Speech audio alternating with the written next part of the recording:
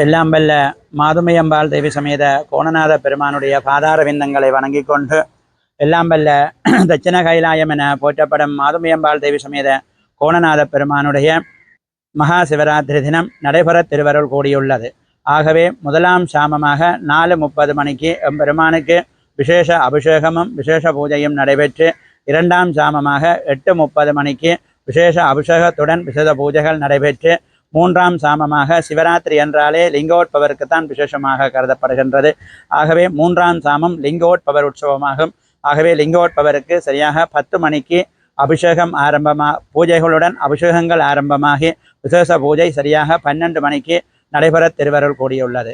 ஆகவே நான்காம் சாமமாக 4:30 மணிக்கு 4ஆம் சாம பூஜைகள் நடைபெற்று இந்த சிவராத்திரி தினமானது இனிதே நிறைவேற உள்ளது. அது மட்டுமல்லாமல் எமது ஆலய முன்றதில் கலை நிகழ்வுகள் ஏற்பாடு செய்யப்பட்டிருக்கின்றது. ஆலய நிர்வாக சபையினரால் அதிகம் கண்டுகளித்து எம்பெருமானுடைய அருட்கடாட்சத்தை பெற்றிருக்கும் வண்ணம் கேட்டுக்கொள்வதோடு, அது மட்டுமல்லாமல் திருகோணமலைக்கே உதித்தான எமது மாதுமையம்பாள் தேவி சமேத கோணநாத பெருமானுடைய நகர்வலம் நடைபெற திருவருள் கூடியுள்ளது. இந்த நகர்வலம் சரியாக 5 நாட்கள் நடைபெறும்.